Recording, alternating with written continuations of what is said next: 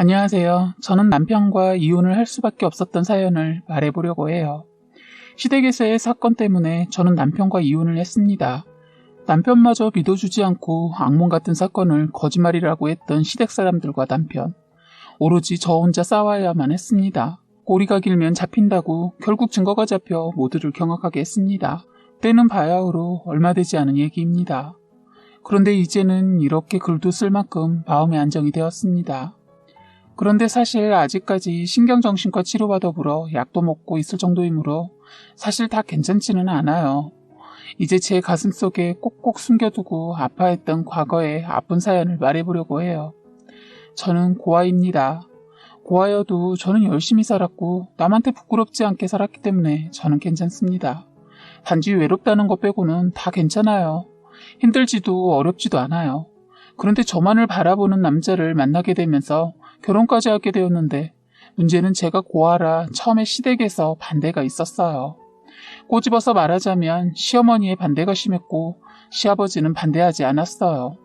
저는 만약 좋아하는 시아버지의 가면을 쓴 두 얼굴을 못 보고 결혼을 했습니다. 시아버지가 끝까지 찬성을 하셔서 저희는 결혼을 할 수 있었어요. 남편의 형제는 여동생 하나에 결혼했다가 이혼한 아주버님 이렇게 있었습니다. 제가 결혼 당시 아주버니는 이혼한 지 얼마 안 돼요. 시댁으로 다시 들어와 산다고 했습니다. 그래서 저는 대가족과 함께 신혼을 시작해야 했어요. 그런데 아무리 고아로 자랐어도 온 가족이 북적북적대는 집은 저에게 익숙하지 않고 불편할 따름이었어요. 사람이 많으면 생리적인 현상을 해결하는 것이 제일 힘들더군요. 화장실이 2개였지만 그 많은 식구가 화장실 하나로 사용해야 했고 시어머니는 화장실만 들어가면 오래 쓰기도 하지만 가끔은 나오지도 않았는데 워낙 변비가 심해서 한번 들어가면 나올 줄 몰랐던 시어머니 때문에 저희는 화장실 하나로 버텨야 했지요. 저는 일을 다니고 있고 살림까지 배우는 시기라 새벽 4시부터 저도 모르게 눈이 떠졌어요. 결혼 전에는 워낙 아침잠이 많아서 절대로 이 시간에 일어날 수 없는 저였는데 저도 모르게 긴장되었는지 늘 그 시간에 눈이 떠지게 되었어요. 그리고 아침에 그 많은 사람들이 화장실에 모여드니까 저도 모르게 1순위로 씻으려고 부지런을 떨기도 했던 것 같아요. 이러다 보니 회사에서 많이 졸게 되고 괜히 오해 아닌 오해를 받기도 했네요. 이세를 얼마나 빨리 만들려고 그러냐고 놀리기도 하고 신혼을 너무 즐기는 거 아니냐는 말도 들었습니다. 일일이 설명하기도 귀찮고 해서 보이는 대로 느끼라고 그냥 뒀네요.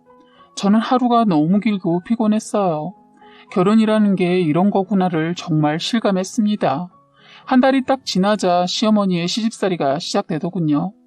시어머니 아예 살림에 손 떼고 다들 저만 바라보는 겁니다. 다들 그동안 시어머니께서 집에 계셨기에 다들 아침부터 거하게 먹던 식사 습관으로 길들여진 가족들은 모두 저에게 국과 여러 개의 반찬을 요구했어요.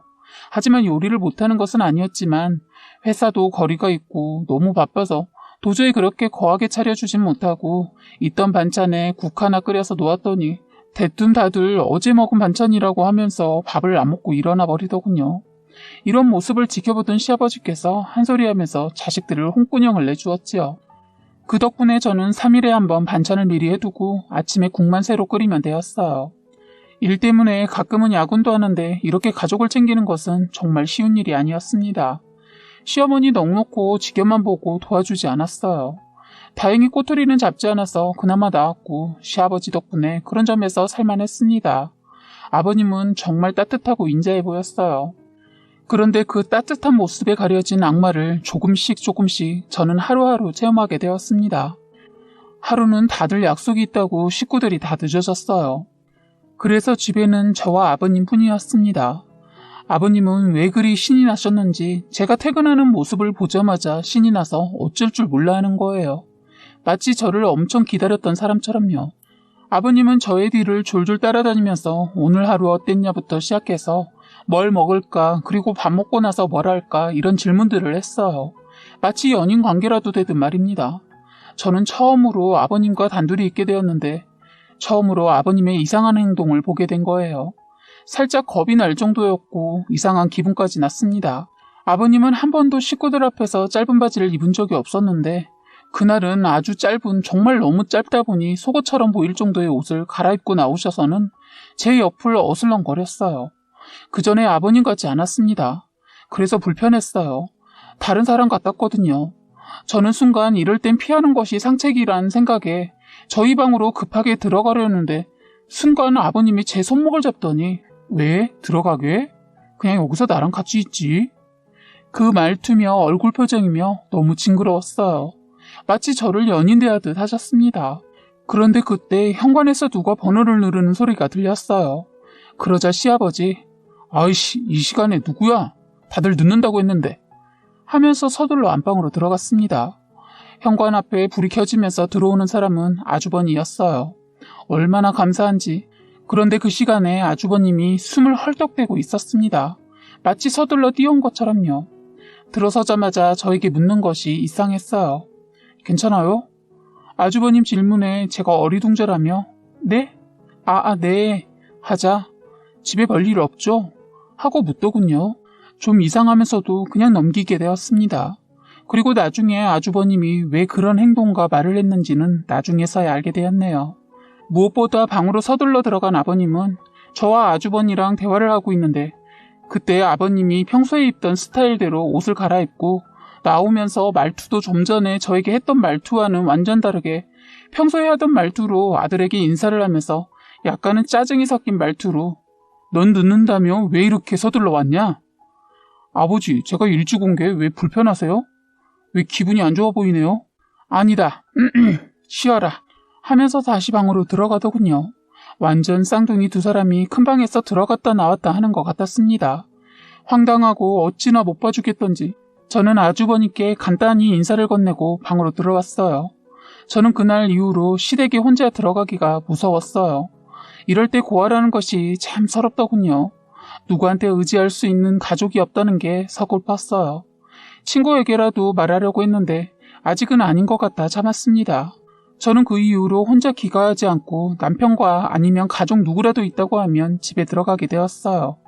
바로 남편에게 말하려고 했는데 증거가 없고 더군다나 남편은 자기 아버지 완전 좋아하고 시아버지 평소에 그런 모습이 아니었기에 믿을 리가 없다고 생각했어요.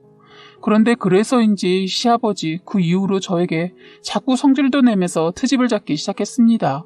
그리고 어느 날은 기분이 들떠서는 별거 아닌 걸로 가족들과 안고 조화를 하면서 가족들을 동원해서 저도 아버님을 안아드리게 하는 분위기를 만들었는데 저는 하지 않았습니다. 은근슬쩍 제 주변을 맴돌다 지나가면서 살짝 제 엉덩이가 스치듯 지나가기도 했어요. 가족이라 그걸 제가 발끈한다는 건 저만 이상한 사람이 되는 거여서 그냥 실수겠지 하고 넘겼는데 이젠 도저히 사소한 스킨십을 넘어 제가 피하니까 회사 앞에 기다린 적도 있어서 화가 났습니다.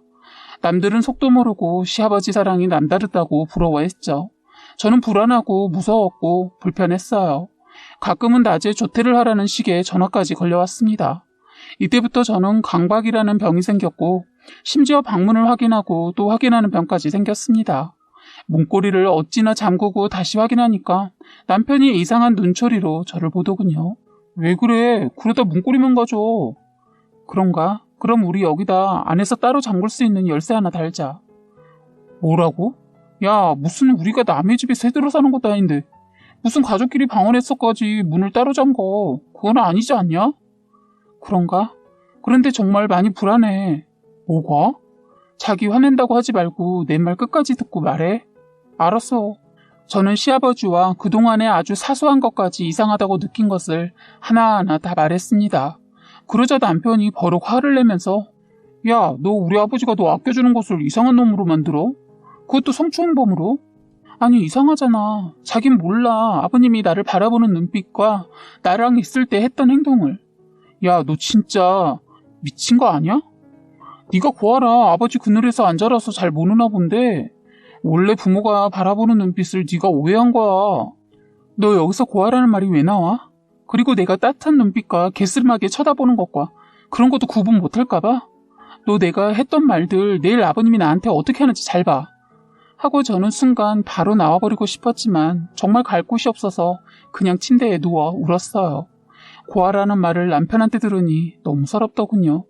그런데 이 새끼도 똑같은 인간인지 그렇게까지 말해놓고 저를 풀어준답시고 들러붙어서 미안하다고 하더니 그걸 원하더군요. 저는 더 이상 참지 않았어요. 뒤꿈치로 남편의 정강이를 차버리고 바로 겉옷만 입고 나오면서 한 소리 했습니다. 당신 내 말은 안 믿고 당신 아버지만 믿는다는 거야? 내가 없는 일을 만들어서 미친년처럼 이러겠어? 당신 내가 그동안 혼자서 얼마나 힘들었을지 생각이나 해봤어? 하면서 문짝을 사정없이 닫고 싶었지만 집에 저희 둘만 사는 것이 아니기에 성질을 누르고 문을 조심히 닫았네요. 그땐 끝낸다는 생각이 없었는지 바보같이 그랬어요. 그리고 그땐 사실 제가 집을 나와도 갈 곳이 없었습니다. 친구들도 다 먼 곳에 살고 있어서 나가봤자 고생이었어요. 그걸 알면서 남편이란 놈도 나가려는 저를 잡지도 않은 것 같다 일부러 그냥 서둘러 나왔어요. 혼자서 많은 생각을 했어요. 이혼을 해야 하나, 그냥 살면서 피해야 하나. 그런데 남편의 태도를 보니 이혼이 답인 것 같았습니다. 한참을 밖에서 헤매고 있었는데 그때 하필 아버님을 만나게 된 거예요. 순간 가슴이 뛰고 어떻게 할지 고민했어요. 피할 것인지 아는 체를 할 것인지 당연히 그냥 모른 채 지나가는 것을 선택했어요. 마침 시국인지라 마스크도 쓰고 있어서 모른 채 하며 고개를 숙이고 지나가는데 순간 제 손목을 아버님이 거차게 잡아 끌었어요. 그 바람에 순간 저는 아버님 가슴팍에 안기게 되어 소스라치게 놀라며 아버님 왜 이러세요? 너 나인 거 알면서 왜 날 피해? 나는 네가 좋은데 네가 이러면 안 되는 거 아니야? 하더니 갑자기 저를 껴안는 겁니다. 하지 말라고 밀치는데 제 힘으로 감당이 안 되었어요. 그때 아버님이 제 볼에 얼굴을 비비면서 입술 쪽으로 다가오는데 마스크가 있어서 다행히 입이 닿진 않았습니다. 어디서 술을 먹었는지 시아버지한테서 술 냄새가 엄청 났어요. 저는 소스라치게 놀라며 시아버지의 얼굴을 밀어내면서 뺨을 순간 한 대 쳤고 그런데도 시아버지 버티는데 밀어내는데 감당이 안 되더군요. 시아버지는 더 거센 힘으로 저를 안으려 했습니다. 아까도 말했지만 시국이 이러다 보니 12시도 되기 전인데 길거리에 지나가는 사람이 없었어요. 이 점을 노리기도 했던 것 같습니다. 지나가는 사람이 아무도 없으니까 이러는 게 쉬울 거라 생각했던 것 같아요. 그래도 혹시 몰라 주택거리라 창문을 열고 보겠지 하고 소리쳤어요. 도와달라고. 그때 시아버지 제 입을 막으며 너 나랑 비밀 연애 안 할래? 너 내가 우리 아들보다 더 이뻐해주고 따로 돈도 많이 챙겨줄게. 너 너무 이뻐. 우리 큰애보다 더. 이뻐서 내가 미치겠다. 내가 널 많이 아껴주고 사랑해줄게. 저는 아주 냉정하게 단호하게 말했습니다. 아버님, 저 며느리예요. 지금 이게 무슨 말씀이세요? 저를 며느리로 좋아하시는 거 정말 감사합니다. 그런데 아버님 도를 넘으셨어요.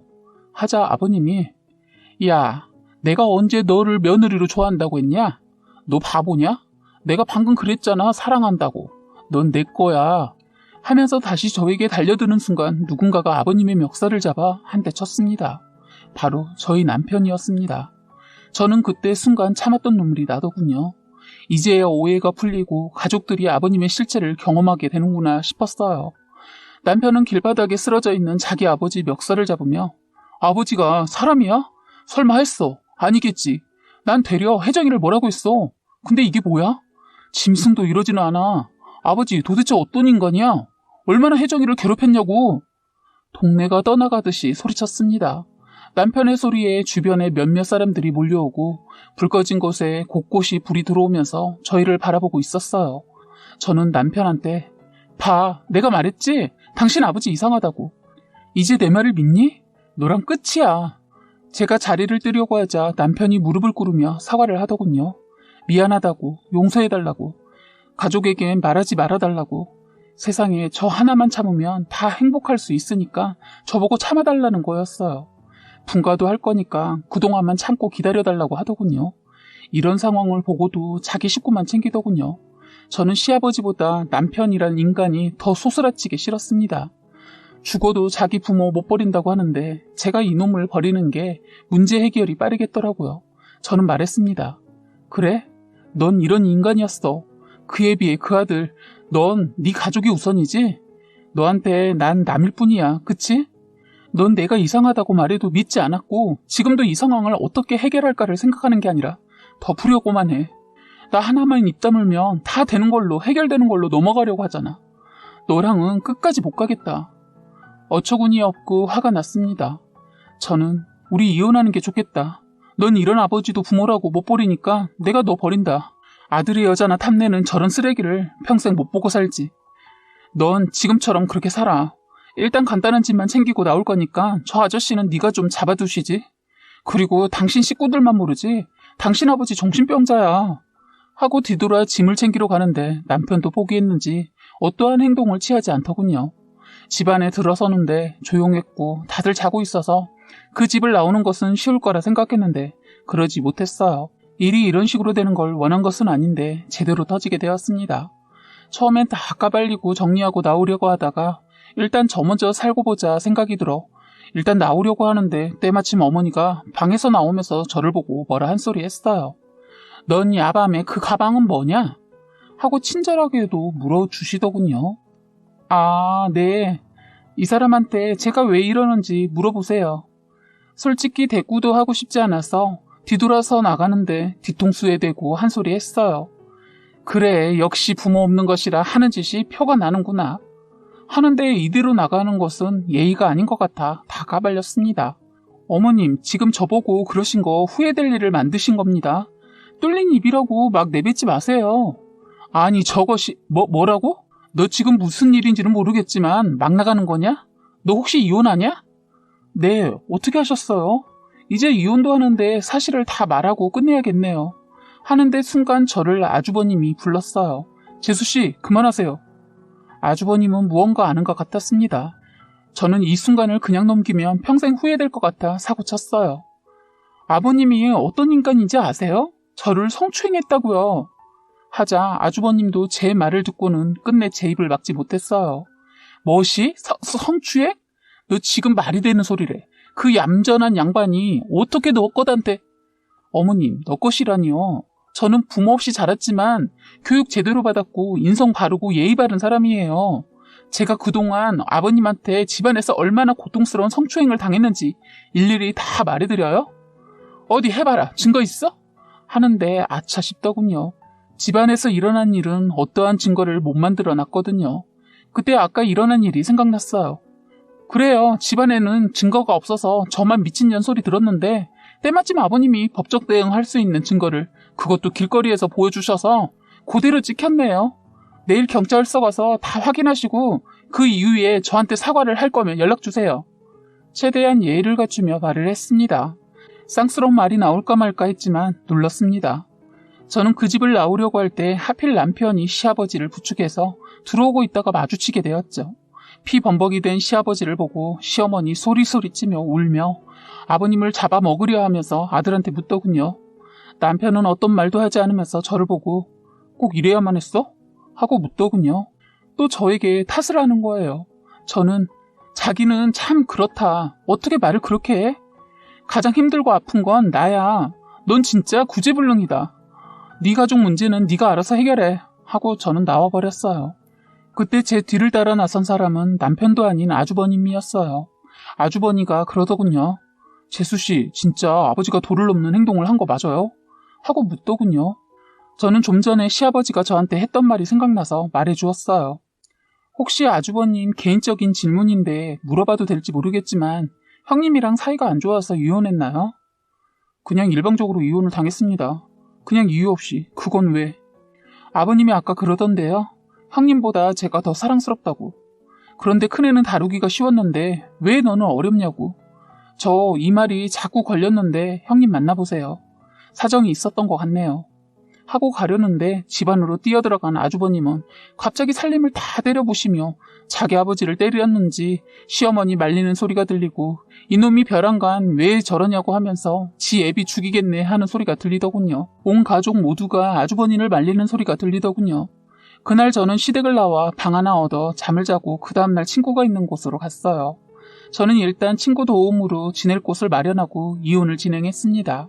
시댁은 그 사건으로 발칵 뒤집혔어요. 시어머니 경찰서 가서 CCTV 확인하고 뒤로 넘어가 쓰러지고 남편 아버지는 감옥에 가게 되었습니다. 형님 죄까지 다 까발려지고 그 외에 다른 여자까지 있는 것이 밝혀졌어요. 그것도 시골에 한 달에 어쩔 땐 석 달에 한 번씩 장기간 출장을 가기도 했는데 딴 살림을 차리고 있었더군요. 완전 선비처럼 굴던 시아버지의 실체가 다 드러난 사건이었습니다. 저는 이혼을 하고 위자료도 나름 많이 받고 헤어졌습니다. 그리고 아주버님은 다시 형님과 연락을 해서 그동안 힘들었던 얘기를 다 들었다고 합니다.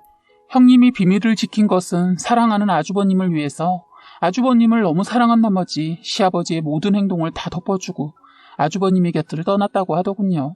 저는 절대로 그렇게 할 수 없는 선택을 하셨더라고요. 두 분은 다시 만나 그동안 형님이 차마 말하지 않았던 그 내막의 일들을 아주버님께 다 털어내었다고 해요. 너무 안타까운 건 어쩔 수 없어서 떠났다고, 더 이상 있다가는 미쳐버릴 것 같아서 무서워서 도망쳤다고 말했다고 합니다. 아주버님은 형님한테 용서를 빌었다고 해요.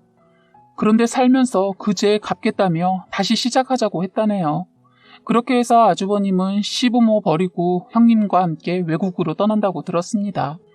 시어머니는 결국 병원 신세이고 남편의 몫이 되고, 남편의 여동생은 집이 그렇게 되자 다신 그런 아버지 보고 싶지 않다고 가족과 연을 끊겠다고 하고 집을 나가 연락두절이라고 하더군요. 참, 아주버님이 서둘러 집에 온 날이 있었다고 했잖아요. 그날 아주버니는 형님을 못 잊어 찾아가게 되었는데 그때 형님이 이상한 말을 했다고 해요. 집에 동서만 두지 말라고, 아주버님이라도 서둘러 집에 들어가라고 했다고 합니다. 이유는 나중에 말할 수 있을 때 알려준다고 서둘러 가라고 보냈다고 해요. 아주버님은 형님의 겁에 질린 모습과 화를 내면서 집에 빨리 가라고 해서 그냥 시키는 대로 서둘러 집으로 오게 되었다고 해요. 한 번도 못 본 형님의 모습에 놀라서 더 이상 묻지도 않고 집으로 온 거였다고 합니다. 저는 형님이 저를 지켜준 겁니다. 한 번도 따로 만나지는 않았지만 너무 감사하며 살고 있습니다. 이제는 남이 되어 각자 삶을 살고 있지만 늘 응원하고 있습니다. 형님이 행복하기를. 지금까지 여러분의 소중한 사연을 읽어드리는 해바라기 사연방이었습니다.